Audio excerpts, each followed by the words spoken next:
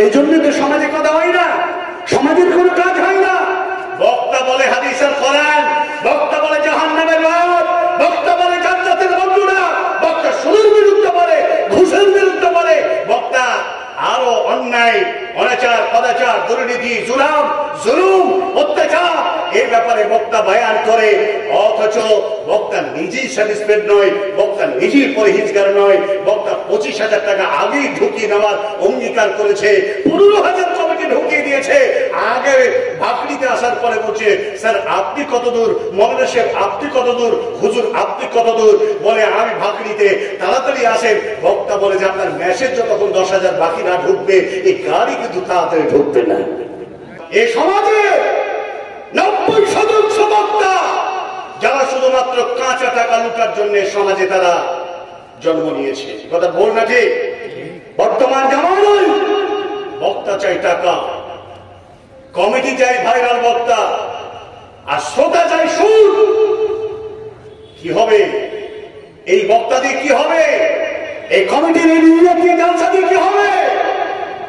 কি হবে এই সুর শুনে? সুপ্রিয় শ্রোতা মন্ডলী, 1 ঘন্টা বক্তব্যতে যদি 20টা গজল বলে, টাইমটাকে কতটা?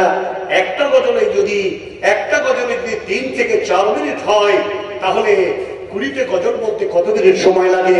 বক্তব্য দেবে কতক্ষণ? জাতি তার কাছে চায়, জাতির হেলতে হলো এই সমাজের আলামেদিন সম্মানিত ভাই ও আমার বাবা জীবন। এই জন্য আজকে সারা পৃথিবীর মুসলমানদের আজ দুরবস্থা, তার পিছনে অন্য কেউ দায়ী নয়, আজকে আমরাই দায়ী। আল্লাহ তাবারক ওয়া তাআলার কাছে আমরা মুসলমান হিসেবে দাবি করি, অথচ আমরা সেই মুসলিম নয়। নাম কেউ আসতে মুসলমান, ভারতের আইডেন্টি কার্ড প্রুফ অনুযায়ী মুসলমান, আব্দুর রহমান, আব্দুল সত্তার, আব্দুল জব্বার, আব্দুল গফফার, এই দিক থেকে মুসলমান। আমরা সেই মুসলমান নয় যে মুসলমানের কৃষ্টি কালচার, যে মুসলমানের আখলাক, যে মুসলমানের বিহার, যে মুসলমানের ব্যবহার দেখে সারা পৃথিবীর বাতিল শক্তিরা ইসলাম কবুল করবে, সারা পৃথিবীর মুসলমানদের লজ্জা পাবে। আমি বড় কষ্টের সাথে একটি কথা বলি আপনাকে। গত 22 তারিখ থেকে 25 তারিখ পর্যন্ত দিল্লি আমাকে যেতে হয়েছিল। জীবনে আমি কোনদিন দিল্লি যাইনি। বড় উদ্দেশ্য হচ্ছে নাই মুসলমানদেরকে হাদিস শেখানো হয় আত-তাহুরু সাতরুল ঈমান। পরিষ্কার পরিচ্ছন্নতা হলো ঈমানের একটা কি অঙ্গ। এখন যদি এই মুসলমান পরিষ্কার পরিচ্ছন্নতার কথা বলে আর অথচ সে যদি নোংরা থাকে, তাহলে তার কথায় কোনো কাজ হবে? এই সমাজের বর্তমান কথা বলতে গিয়ে অধিকাংশ বক্তারা আমাদের বিরুদ্ধে সমালোচনা করে। বর্তমান জামানের অবস্থা, দিল্লি গেলাম, জীবনে দিল্লি কোনদিন যাইনি। দিল্লি কেমন জায়গা চিনি না, আমার বাপও যায়নি, আমার মাও যায়নি। দিল্লি গেলাম, বড় স্বাদ জাগে। দিল্লির জামে মসজিদটা বহু প্রবীণ, বহু পুরাতন, কাদিম যুগের একটি মসজিদ বাইতুল্লাহ। মসজিদটাকে দেখবো, 2 রাকাত সালাত আদায় করবো, এটাই ছিল আমার মনের সিকিউরিটি। চলে গেলাম দিল্লির জামে মসজিদে, পৌঁছালাম। নারী পুরুষ আর কত রঙের কত ঢঙের মানুষ সেখানে হাজির। সুবহানাল্লাহ। পুরাতন দিল্লির প্রাণ কেন্দ্র বলে সেটাকে আমরা বুঝি। দিল্লির মসজিদে গেলাম। আমি তো মনে করি বর্তমানে আপনাদের গোয়ালঘরটাও ওর থেকে বেশি পরিষ্কার থাকে। জিজ্ঞাসা করলাম সেখানকার একজনকে, এ অবস্থা কেন? বাইতুল্লাহর ঘর, এ ঘর হিউম্যানিটির ক্লিন। আল্লাহ তাবারক ওয়া তাআলা রাসূল বলে দিয়েছেন, আহাব্বুল বিলাদি ইলাল্লাহি মাসাজিদুহা ওয়া আবগাদুল বিলাদি ইলাল্লাহি আসওয়াকুহা। পৃথিবীর মধ্যে সবচেয়ে দামি জায়গা কোনটা? জোরে বলেন। আর সবচেয়ে নোংরা জায়গা কোনটা? জোরে বলেন। অথচ নোংরা জায়গায় পবিত্র বাইতুল্লাহ আল্লাহর ঘর, তা দেখছি বাজার যা পরিষ্কার তার থেকে বেশি নোংরা মসজিদ। বড় দুঃখ, বড় খেদ, বড় কষ্ট পেলাম। আর তা থেকে করলাম সারা পৃথিবীর বাতিল শক্তিরা এই জাতিকে লাখ ঝাঁটা বঞ্চনা, অত্যাচার, নির্যাতন, নির্মম হত্যা, এই জাতিকে স্টিম রোলার চালানোর পিছনে একটাই কারণ, যে তারা তাদের ইমানি জজবাওয়ালা কেন্দ্রস্থলগুলোকে তারা পরিষ্কার রাখে না, নিজেরা পরিষ্কার না, নিজেরা থাকার কারণে আজকে এই দুরবস্থা। প্রিয় ভাই সকল, আজ আমি আপনার কাছে এই কথা বলতে এসেছি। আমি আজকে গলা বাজাতে আসে নাই, আজকে আমি বলতে এসেছি, হে আমার আজকে এই খিদুরপুর বাবুইপাড়া পত্র এলাকার অঞ্চলের মানুষেরা, আমি আপনার কাছে বলতে চাই, যারা এখানে যতগুলো সমাবেশ হিসাবে যারা জমায়েত হয়েছেন, নেকির আশায় এসেছেন, নাকি সুর শোনার জন্য এসেছেন, নাকি খাওয়ার জন্য এসেছেন, নাকি শুনে কিছু জ্ঞান অর্জন করবেন তার জন্য এসেছেন, আমার মতো পাপী যে না কেহ নাই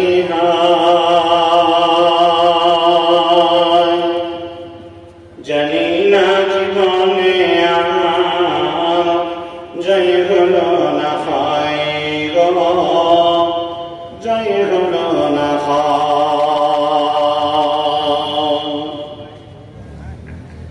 আমার মতো পাপী যেন কেহ নাই হায় জানি না জীবনে আমার জয় হলো না হয় গো, জয় হলো না হয়। পাপ আমাকে করবে হব নরকবাসী, তব কেন সুখ ছেড়ে কুপথ ভালোবাসি গো, কুপথ ভালোবাসি। আমার মতো পাপী যেন কেহ নাই হায় জানি না জীবনে আমার জয় হলো না হয় গো, জয় হলো না হয়। গান বাজনা শুনতে আমার মনটি বসে, কোরআন হাদিস শুনতে তাতে মনটি নাহি বসে গো, মনটি নাহি বসে। বাড়ির খানা মানুষ আমার ভিতর মানুষ নয়, জানি না জীবনে আমার জয় হলো না হয় গো, জয় হলো না হয়। লিল্লাহি তাকবীর, লিল্লাহি তাকবীর। সদরে জলসা সম্মানিত আজকের সভা মহামান্য যোগ্যতম সুধী সভাপতি মহাশয়, ওই সদরে জলসা সম্মানিত যোগ্যতম নায়েবে সভাপতি মহাশয়, আগত বহিরাগত আজকের আকাশের তারকা সদৃশ সুধী উলামায়ে কেরামগণ, বয়োজ্যেষ্ঠ বয়োঘনিষ্ঠ দিনদার ইমানদার পরহেজগার, আমার সামনে বসে থাকা সুপ্রিয় ভাই ও বাবা জীবন, প্রজেক্টরের মাধ্যম থেকে সন্ন্যওয়ালী সম্মানিত মা ও বোনেরা, সর্বাগ্রে সে মহান মনিবের নামে আমরা আমাদের অন্তরস্থল থেকে বহিঃপ্রকাশ করে তারই প্রশংসা আদায় করছি, যে মহান আল্লাহ তাবারক ওয়া তাআলা এই মহতী ধর্মসভায় নারী পুরুষ আবাল বৃদ্ধ বনিতা সকল শ্রেণী বিভাগ মানুষকে যোগদান করার তৌফিক দান করেছেন। সেই মাবুদেরই তো প্রশংসা, সকলে বলেন আলহামদুলিল্লাহ। তারপরে পরে মুক্তির কান্ডারির সর্বহারের নেতা সরওয়ারে কায়নাত আহমদ মুজতবা মুহাম্মদ মুস্তাফা বলুন সাল্লাল্লাহু আলাইহি ওয়াসাল্লামের উপরে শত সহস্র কোটি দরুদ ও সালাম শান্তির ধারা বৃষ্টির ন্যায় বর্ষিত হোক। আমরা আরেকটু কষ্ট করে বলি আল্লাহুম্মা আমিন। আল্লাহুম্মা সাল্লি আলাইহি আল্লাহুম্মা বারিক আলাইহি বারিক সাল্লিমান তাসলিমান কাসীরান কাসীরা। ওই রোড থেকে নিয়ে মাদ্রাসা পর্যন্ত নারী আর পুরুষ, যুবক যুবতী, ফুচকাওয়ালা, জিলেপিওয়ালা, ঝালওয়ালা, মিষ্টি মিঠান্ন, তা নিয়ে তাদের ঠেলতে ঠেলতে ঠেলতে ঠেলতে ঠেলতে এই জায়গায় এসে পৌঁছেছে। আলহামদুলিল্লাহ। ওরা পশ্চিম বাংলার মাটিতে যত জায়গায় যত স্টেজে বক্তব্য রেখেছি, প্রত্যেকটা জায়গায় এই জালসার একই বিরোধিতা করেছি। মূলত জালসার জলুস গুলো বর্তমানে যে রূপরেখায় রূপান্তরিত হয়েছে তা যেন মহা উৎসব। মুসলমানদের কটি উৎসব? দুটি, এক হলো ঈদুল ফিতর আর একটা হলো ঈদুল আজহা। আর কি করে যেমন দুর্গা আর দরগাকে মিশিয়ে ফেলেছে। মানহাজি সালাফের এই তরিকা, এই পথ পদ্ধতিকে অবলম্বন করনেওয়ালা শ্রেণী বিভাগ মানুষেরা আজকে জালসাকেও যেন এক বেহায়াপনার জায়গায় ঠেলে দিয়েছে, যেখানে কোরআন হাদিসের আলোচনা চলবে। এই মাইকটা যতদূর পর্যন্ত পৌঁছাচ্ছে, প্রত্যেকটা ব্যক্তি যাদের কানে এই কোরআনের আয়াতের আওয়াজ, নবীজির রহমীয় বাণীর যে তেলাওয়াত পরিবেশন যেটা হচ্ছে, যা আল্লাহ তাবারক ওয়া তাআলা ঘোষণা করে দিয়েছেন, আল্লাহর কালাম যখন কোরআন তেলাওয়াত হয়, কালাম যখন তেলাওয়াত করবে, তখন তোমরা নিস্তব্ধ হয়ে চুপ করে হৃদয়ের খোরাক পেটাও, সেটাকে তোমরা শ্রবণ করো।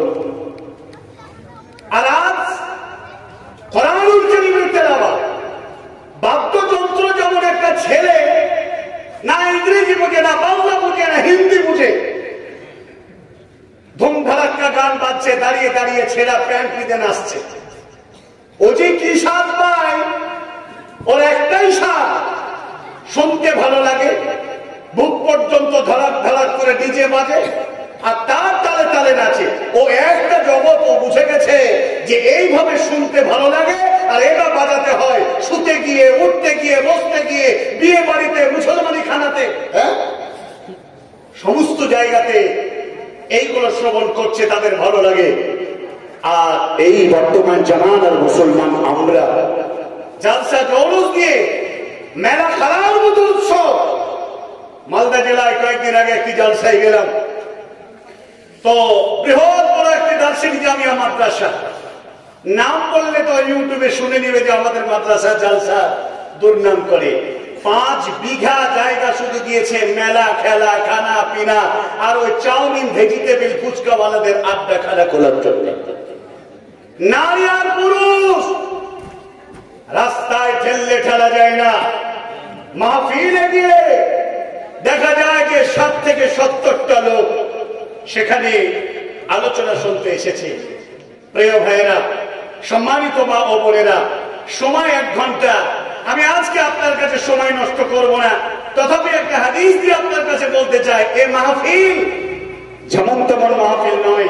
ওয়াজাবাতের রহমত, যারা এসেছেন আল্লাহ রাব্বুল আলামিনের করুণা, আল্লাহর অনুকম্পা, অনুপ্রেরণা, আল্লাহর দয়া দাক্ষিণ্য তাদের উপরে ওয়াজিব হয়ে গেছে। জোরে বলো সুবহানাল্লাহ। আর একটা হাদিস আপনাকে শোনাই, তারপরে আমি আমার মূল বক্তব্যের দিকে এগিয়ে যাব। বিশ্বনবী জনাবে রাসূল আকরাম যারা বলেন সাল্লাল্লাহু তাআলা আলাইহি ওয়াসাল্লাম, তিনি বলে দিয়েছেন, মা জালাসা কওম ইয়াযকুরুল্লাহ, যে জালসায় আল্লাহকে স্মরণ করানো হয়, নাদাহু ইল্লা দা মুনাদিন মিনাস সামা কওমুম মাগফিরাল লাকুম বুদ্দিলাত লাহুম সাইয়্যাতুহুম হাসানা। বিশ্বনবী বলেছেন, হাদিস, আল্লাহ তাবারক ওয়া তাআলা যে জালসায় আল্লাহর গোলামেরা, যে জালসায় মানুষেরা আল্লাহ তাবারক ওয়া তাআলা জিকির আজকার শোনা, নসিহত শোনার মাহফিলে যারা যোগদান করে, এই অধম, এই আল্লাহর গোলাম, এই সমস্ত মানুষদের জন্য আল্লাহ তাবারক ওয়া তাআলা আরশ থেকে আহ্বান করে তাদেরকে বলে, কওমুম মাগফিরাল লাকুম, যাও, তোমাদেরকে আমি আল্লাহ তাবারক ওয়া তাআলা, ও আল্লাহর গোলামেরা, আমি তোমাদেরকে ক্ষমা করে দিলাম। জোরে বলবেন সুবহানাল্লাহ। আজকের মাহফিলে যারা এসেছেন, আজকের মাহফিলে যারা এসেছেন, এখানে আমি তো মনে করি যারা বক্তার বক্তব্য শোনার জন্য, কণ্ঠস্বর হবার জন্য, ভালো নাচ বলবে, গজল বলবে, এমন বক্তাদের বক্তব্য শোনার জন্য যারা এসেছেন, এই দোয়া, এই গোনা খাতার এই যে সুবর্ণ সুযোগ থেকে আপনি বঞ্চিত।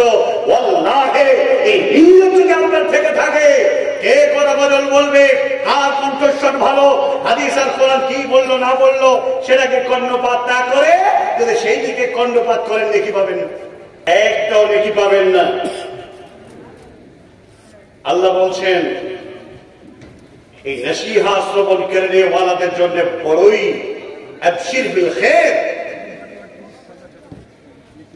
উত্তম সুসংবাদ, যাও তোমাদেরকে আমি আল্লাহ ক্ষমা করে দিলাম।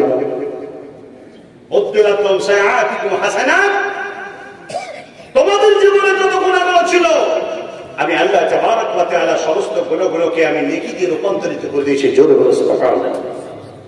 ভাইরা আমার, বন্ধুরা আমার, আজ আমি আপনার কাছে এই কথা বলতে এসেছি।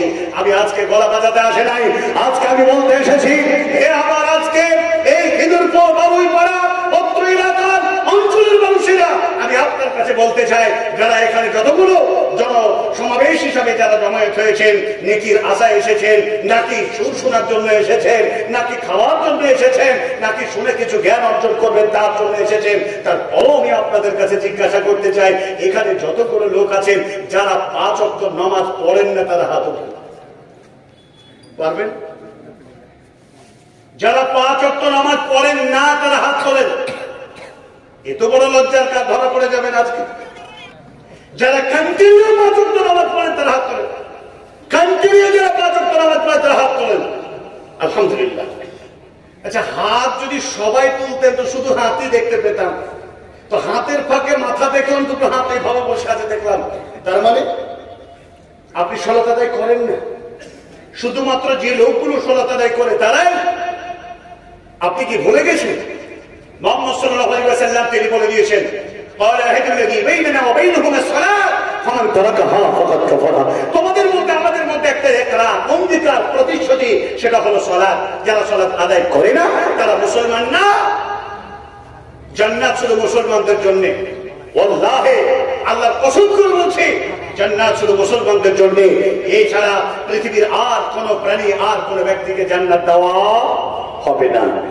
আল্লাহ তাবারক ওয়া তাআলা কি যারা একনিষ্ঠ চিত্তে একত্রতার সাথে যারা আল্লাহকে ডাকে, আল্লাহকে ডাকা, আল্লাহ আল্লাহ আল্লাহ আল্লাহ আল্লাহ বলে না, সময় ধর থেকে থেকে থেকে মনে হচ্ছে বিছাই কামড়া বলে না, বলে না, এই জিকির গেলে দেখেন না, দেখেন না,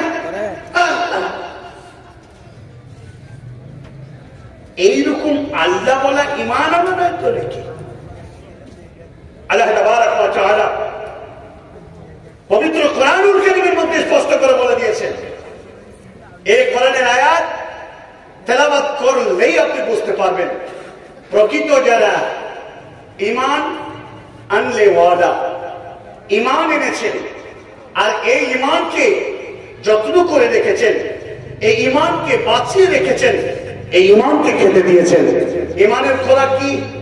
কথা বলেন। ঈমানের খোরাক কি? হ্যাঁ, শুধু সালাত নয়, শুধু সালাত নয়, ঢিকির মতো মাথা ঠুকলেই শুধু ঈমান বাঁধবে তা নয়। ঈমানের একটি খোরাক আছে। ঈমান তাজা হয়।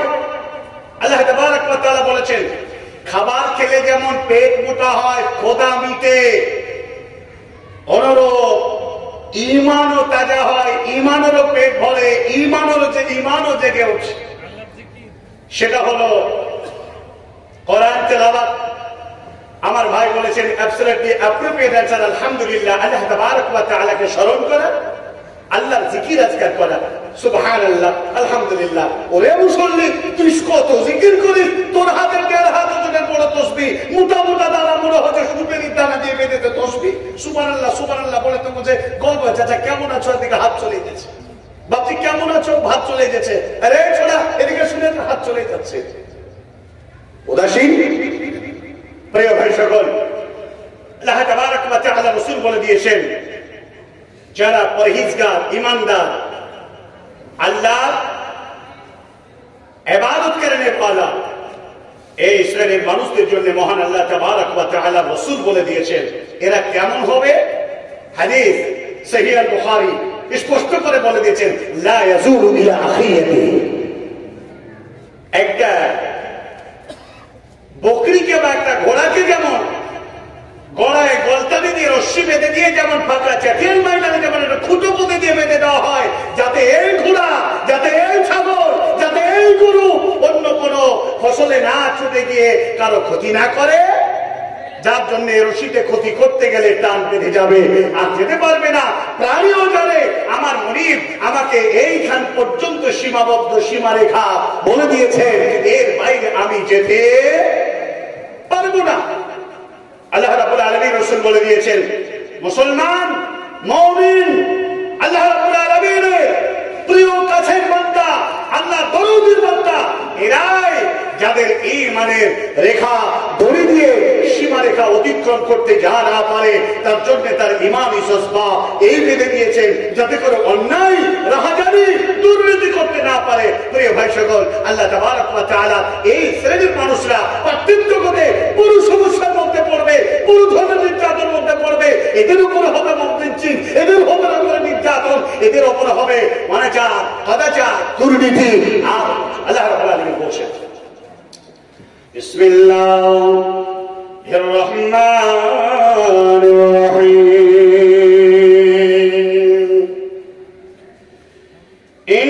ইন্নাল্লাযীনা ক্বালু রাব্বুনাল্লাহ সুম্মা ইসতাকামু তাতানাজ্জালু আলাইহিমুল মালায়েকা আল্লা তাখাফু ولا تحزنوا وابشروا بالجنة التي كنتم توعدون। আল্লাহ রাব্বুল আলামিন বলেছেন, নিশ্চয়ই যারা আল্লাহকে এক বলে আল্লাহ বলে স্বীকার করে নিল, আল্লাহ তাবারক ওয়া তাআলাকে এক আল্লাহ আমার রব এই কথা যারা বলল, সুম্মাস্তাকামু এর উপরে তারা অবিচল হয়ে থাকুন, এই লোকদের উপরে পার্থিব জগতের নির্যাতন এদের ঈমানকে গ্রাস করার জন্য চতুর্দিক থেকে হামলা হবে। বন্ধুরে আমার, বাবা জীবনে আমার, জননী মা ও আমার খিদের পর আপনার এলাকার বাবা জীবন, এই জীবনে জানাই আল্লাহ দাসত্ব করার মনস্থির করে যারা আল্লাহর জমিনে বিচারণ করে তাদের উপরে আসে হাজারো পরীক্ষা। দুনিয়ার মুখে এই পরীক্ষার পথকে যারা অতিক্রম করে যারা আল্লাহর পথে যারা দাঁড়িয়ে থাকতে পারবে, মহান আল্লাহ তাবারক ওয়া তাআলা এই হতাশা যাতে না হয়ে যায়, তারা যাদের মন ভেঙে না যায়, দুর্বল না হয়ে যায়, মহান আল্লাহ তাবারক ওয়া তাআলা তাদের উপরে ফেরেশতাদেরকে অবতরণ করান। আল্লাহর ফেরেশতারা তাদেরকে সান্ত্বনা দেয়, ও আল্লাহর বান্দা যারা তোমরা ঈমান এনেছো, শুনে নাও শুনে নাও, আল্লাহ তাখাফু ওয়ালা তাহজানু ওয়াবশিরু বিল জান্নাতিল্লাতী কুনতুম তুআদুন। ঘবরা হতাশা নাই, দুঃখ নাই, চিন্তা নাই, কোন রকম ভাবে তোমরা কাউকে ভয় করবে না। একমাত্র আল্লাহ তাবারক ওয়া তাআলা জান্নাতখানা তোমাদের জন্য তৈরি করা হয়েছে। এই জান্নাতের সুসংবাদ পেয়ে তুমি সন্তুষ্ট হয়ে যাও। ভাইরা আমার, বন্ধুরা আমার, সারা পৃথিবীতে যারা মহান আল্লাহ তাবারক ওয়া তাআলাকে যারা এক করে বিশ্বাস করলো, নবীজি শেষ রাসূল বলে মেনে নিলাম, এই শ্রেণীর মানুষেরা প্রত্যেক জগতে তারা পদে পদে তাদের উপরে পরীক্ষা আছে, নির্যাতন আছে। বন্ধুরে আমার, জননী মা এই মতো যদি আপনাকে কথা বোঝাতে যায়, লক্ষ্য করুন সারা পৃথিবীতে মুসলমানরাই যুগ যুগ ধরে মার খেয়ে আসছে। বন্ধুরে আমার, মার খাওয়ার পরে যারা আল্লাহ তাবারক ওয়া তাআলাকে ভুলে যায় না, বিশ্ব নবী জনাবে রাসূল আকরাম বলুন না একবার সাল্লাল্লাহু আলাইহি ওয়াসাল্লাম, নবীজি শুয়ে আছে কাবা শরীফের সামনে চাদর মুড়িয়ে, খাব্বাব বিন রাদিয়াল্লাহু তাআলা আনহু নবীজির কাছে ছুটে এলাম। আল্লাহর নবীকে এসে বলেন, ইয়া রাসূলুল্লাহ, আর কত মার খাবো, সহ্য করতে পারি না, ধৈর্য ধরতে পারি না, আল্লাহ সাহায্য কোথায়?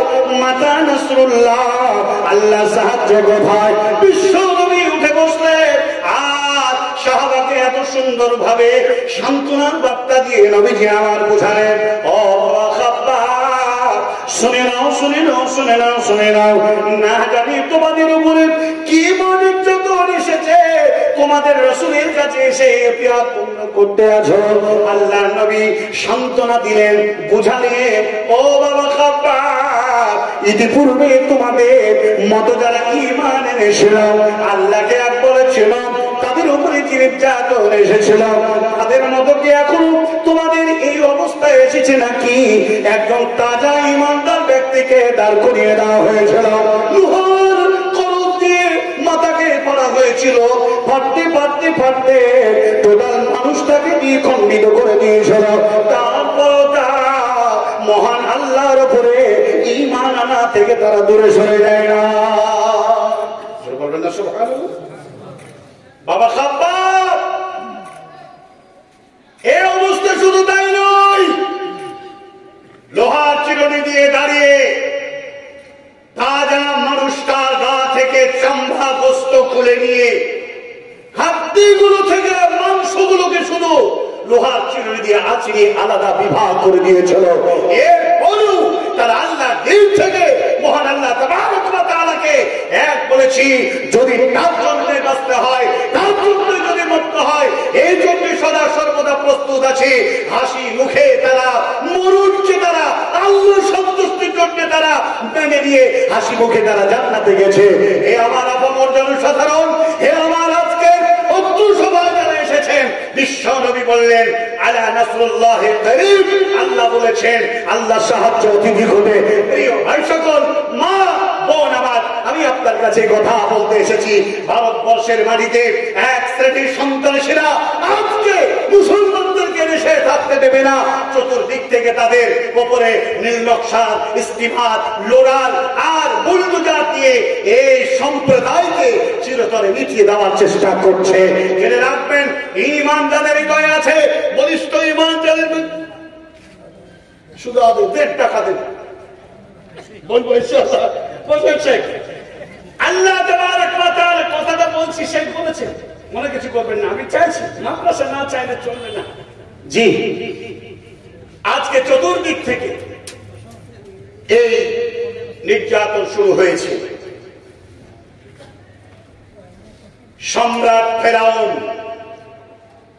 সারা পৃথিবী থেকে আল্লাহ তাবারক ওয়া তাআলার নাম নিশানিকে মিটিয়ে দিয়ে নিজেই এক ধরনের খোদায় দাবি করেছিল। আমরা জানি না, জানি না, এই হতচ্ছাড়া ফেরাউন কি আজকে বেঁচে আছে? ও ভারতবর্ষের সন্ত্রাসী, শুনে নাও, আজও হযরতে মূসা আলাইহিস সালামের মতো, আজও আখির পয়গম্বর হযরত মুহাম্মদুর রাসূলুল্লাহ সাল্লাল্লাহু আলাইহি ওয়াসাল্লামের সাহাবীদের মতো আর তিনাদের উত্তর শরীরা আজও বেঁচে আছে। তোমরা ইসলামের 10 পয়সার ক্ষতি করতে চাও, পারবে না। জোরে বলেন ইনশাআল্লাহ। তোমরা যতই জয়ন্তী ক্রান্তির পূজা দিয়ে, ডিসপ্লের মাধ্যম দিয়ে আমার মহান রবকে তোমরা গালাগালি করো না কেন? মুসলমান আমরা, আমাদের কষ্ট হলেও নম্র তীর চলেছিল আল্লাহকে আসমানে হত্যা করার জন্য। শয়তানের চালাকিতে তীরে মাছের রং লাগিয়ে দিয়ে পাঠিয়ে দিয়ে নমরুদের মনে সান্ত্বনা দিয়েছিল, ও নমরুদ, মুসলমানদের আল্লাহকে তুমি হত্যা করেছ, তুমি গাল দিয়েছ, কষ্ট হয়েছে আমাদের, তথাপি আমরা এই বিহাব, এই আখলাক, এই চরিত্র আল্লাহ তাবারক ওয়া তাআলা রাসূল আমাদের শিখায় নাই যে আমরা তোমাদের এই কথায়, এই উস্কানিতে টোটাল আমরা লড়াই করে এই সম্প্রদায়কে দুনিয়া থেকে মিটিয়ে দেওয়ার সুযোগ তোমাদের করে দেব না। যারা বলেন ইনশাআল্লাহ, কখনোই না। এই জন্য আবু জাহাল, আবু লাহাব, উতবা, শাইবা, শুআয়ব, মুগীরা তারা চক্রান্ত করেছিল। কেউ পৃথিবী থেকে দিনকে মেটাতে পারেনি। আজকে ব্রাহ্মণ্যবাদী চক্রান্ত করো, আরএসএসি চক্রান্ত করো, মুসলমানদেরকে দেশে থাকতে দিব না, এই কথা যতই বলো, এই পৃথিবীটার বাপের নয়, না মুসলমানদের, না তোমাদের, না ব্রাহ্মণদের, না আরএসএসদের, এই সারা পৃথিবী হলো কার? বলে আল্লাহ। আত্মার জগতে তুমিও ছিলে এক জায়গায়, আমিও ছিলাম এক জায়গায়, আর যারা আসবে তারাও ছিল এক জায়গায়, যারা এসেছিল তারাও ছিল এক জায়গায়। এক বাক্যে তুমিও বলেছিলে, হে বেহায়া, তোমাকেও বলেছিল, আমাকেও বলেছিলেন আল্লাহ আলাস্তু বিরাব্বিকুম, আমি যে তোমাদের প্রভু নয়। আমরা সেই দিন এক বাক্যে বলেছিলাম, হে আল্লাহ, আপনি হলেন আমাদের ক্রিয়েটর, আপনি হলেন আমাদের খালিক ও মালিক। দুনিয়ার কালে এসে বিভিন্ন দিক থেকে দলমত পথ পদ্ধতি অবলম্বন করে আমরা কেউ মুসলমান, কেউ হিন্দু, কেউ জৈন, কেউ খ্রিস্টান, কেউ উচি, কেউ ডোম, কেউ দখল। আবার মুসলমানদের উপরে কত যে মাযহাব, কত যে ফিরকা, হানাফি, দেওবন্দি, বেরেলভি, মুজাসসিমা, মুতাজিলা, জাবরিয়া, কাদরিয়া, নকশবন্দি, মারিফাতি, মাযহাবি, আরে কত আছে, আছে না নাই? গায়ে শিকল পরে গান্ডারের মতো, ওইয়ার মতো, ভল্লুকের মতো মাথায় চুল রেখে, আমার মনে হয় এমন এমন ভল্লুকলা বক্তা আছে, যদি মাথার টুপি আর যদি জুব্বা খুলে লে আর যদি চুলকে ছেড়ে দে তো পাক্কা জিন লাগবে আপনি দেখে। জি, আর সেই মাথা ঢুকিয়ে ঢুকিয়ে বলছে আল্লাহ, পাছায় পুকটি তো মনে হচ্ছে চিয়ারে কামড়াচ্ছে। সারা পৃথিবীর এই বেহায়া, এই বেয়াদব, এই ধরনের জিকির আল্লাহ কখনো পছন্দ করেন না। প্রিয় ভাই সকল, বলছিলাম সে কথা, আসুন আমরা স্বল্প সময়ে আপনাকে অনেক কিছু কথা বলার সময় থাকলেও আমার পিছনে একজন আলোচক রয়েছেন, তিনি বক্তব্য রাখবেন। আমি আব্দুল কাদের ইসলাহি, আমি আপনাকে বলে যাই, এই পৃথিবীতে যতক্ষণ বেঁচে থাকবেন, এক মিনিট যদি বেঁচে থাকেন, এক আল্লাহ দাসত্ব, ইমানি জজবা, স্পৃহা নিয়ে এই বাস্তব জীবনে আল্লাহ রাব্বুল আলামিনের বান্দা প্রমাণ দিয়ে জীবনে বেঁচে থাকার চেষ্টা করেন। আল্লাহ সেই তৌফিক তুমি আমাদের দান করুন, জোরে বলেন আমিন। আল্লাহ বর্তমান জামানায় এক হাতে আগুন আর এক হাতে ঈমান নিয়ে বেঁচে থাকার মতো অবস্থা রব্বুল আলামিন তুমি আমাদের ঈমানকে তুমি তাজা করে দাও, জোরে বলেন আমিন। এই জন্য মাদ্রাসার প্রয়োজন, এই ধরনের মসজিদের প্রয়োজন, এই ধরনের প্রত্যেক জগতে মহান আল্লাহ তাবারক ওয়া তাআলাকে সন্তুষ্ট করতে গেলে শুধু মুখে আল্লাহ আল্লাহ আল্লাহ আল্লাহ করলে হবে না। আল্লাহ রাব্বুল আলামিনকে সন্তুষ্ট করার জন্য বাস্তব প্রমাণ দিতে হবে। এই খিদিরপুর এই এলাকার মানুষেরা এই মাদ্রাসাকে হৃদয় দিয়ে ভালোবাসে, আমি জানি। আল্লাহ রাব্বুল আলামিনকে, এই মাদ্রাসাকে কলিজা দিয়ে ভালোবাসেন। তো সেই জন্য আমি বিশেষ কথার দিকে আর বাড়াতে চাইছি না, সময় আমার যেহেতু শেষের দিকে, তারপরও আমি আপনাদের কাছে বলতে চাই, আমি আব্দুল কাদের ইসলাহি হক যতদিন বেঁচে থাকবো হক কথা বলে নিজের জীবনটাকে ব্যয় করে দিব। আমি মুসলিম চিররণবীর, আমি মুসলিম চিররণবীর, মরলে শহীদ, বাঁচলে গাজী, এটাই পরিচয়। আমি হলাম সেই মুসলমান। অতএব এই অঞ্চলের এই মাহফিলের এই মাইকের আওয়াজ শুনতে পাওয়া সম্মানিতা মা ও বোনেরা, আজকের যুবকরা, আজকের যারা বার্ধক্য বয়সে পৌঁছে গেছেন, সম্পদ আল্লাহ অনেক দিয়েছে। কে আছেন, কে আছেন, কোন এমন আল্লাহওয়ালা কে আছেন? অনেক টাকা দিয়েছেন বটে, কিন্তু আমার মনে হয় 50,000 1 লাখ মনে হয় এই বছর আসেনি নাকি?